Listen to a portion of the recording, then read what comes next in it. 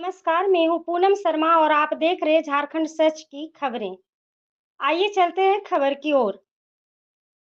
Amrit Bharat Shankarpur railway station का प्रधानमंत्री नरेंद्र मोदी जी ने किया उद्घाटन।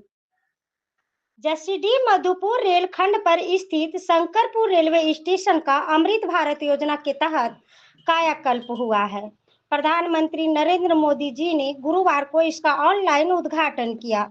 इस मौके पर शंकरपुर रेलवे स्टेशन पर आयोजित उद्घाटन समारोह में गोड्डा सांसद निशिकांत दुबे, एम्स के director doctor professor Saurabh Varshney, पूर्व रेलवे आसनसोल मंडल के डीआरएम चेतनानंद सिंह, भारतीय जनता पार्टी के जिला अध्यक्ष सचिन रमानी, पीआरओ विप्लव बावरी, पब्लिसिटी इंस्पेक्टर आशीष कुमार सिंह समेत कई लोग मौजूद थे। गोड्डा सांसद निशिकांत दुबे ने कहा कि अमृत भारत योजना के लिए प्रधानमंत्री को हमेशा याद किया जाएगा।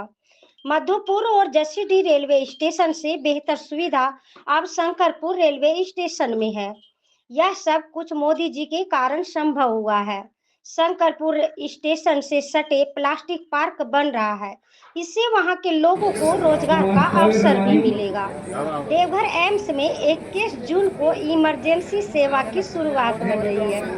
एम्स में आदिवासियों में होने वाली बीमारी सिकल सेल एनीमिया का इलाज और उस पर रिसर्च भी होगा। शंकरपुर स्टेशन में कोचिंग कॉम्प्लेक्स बनाने की भी योजना है। शहर का रुख कैसे ले रहा है, किस तरह से भारत सरकार चर्चा कर रही है और मोदी जी की जो योजना है अमृत भारत स्टेशन का, उसका पहला स्टेशन संथालपना में कैसे बनकर तैयार हुआ, आपके सामने है। मुझे कुछ बोलने की आवश्यकता नहीं, मैं केवल ये कह सकता हूँ कि 2014 के पहले क्या था और 2014 के बाद कितना डेवलपमेंट हुआ है इस देश में 11 साल में, और खासकर गोड्डा लोकसभा में पिछले 14-15 साल में क्या डेवलपमेंट हुआ है मुझे कुछ बताने की आवश्यकता नहीं है, क्योंकि यहाँ के एमपी बहुत बड़े बड़े लोग रहे हैं, चाहे वो मधुलिनीय जी रहे हों, चाहे वो चंद्रशेखर जी रहे हों, चाहे वो विजयबाबू रहे हों, बहुत बड़े बड़े लोग रहे हैं। मैं इन सबों में सबसे छोटा हूँ, लेकिन मैंने अपने तरफ से प्रयास किया। आपने कहा सर डेवलपमेंट होगा सर, ये तो अब आप लोग बताएंगे ना, ये तो जनता बताएगी। मैं बोल दूंगा कितना फायदा होगा, फिर आप कहेंगे कि ये फायदा नहीं हुआ। जनता को बताने दीजिए कि उनको क्या फायदा मिलेगा। इसको जो है कोचिंग कॉम्प्लेक्स के तौर पर हम डेवलप करना चाहते हैं, जिसमें कि 17-18 गाड़ियां यहाँ रहें, क्योंकि जसीडीह काफी कंजेस्टेड है और जसीडीह जो है एक बड़ा स्टेशन है, देवघर एक बड़ा स्टेशन है। हमारे पास यहाँ जगह है, जगह यहाँ एक्वायर करके जो है बड़ा कोचिंग कॉम्प्लेक्स डेवलप दौरे पे जा रहे हैं सर, गुलाम नबी आजाद उसको वैसे भी रहेंगे। इसके ऊपर कल जब ब्रीफिंग हो जाएगी तब मैं बताऊंगा। सर एक सवाल है सर कि हाल फिलहाल में सर सीता सोरेन ने एक बयान दिया है सर, उन्होंने कहा है कि यहाँ पे डेमोग्राफी चेंज होने की बात की जाती है सदन में, लेकिन उस पर कार्य नहीं हो रहा है सर। कल सीता सोरेन का बयान आया।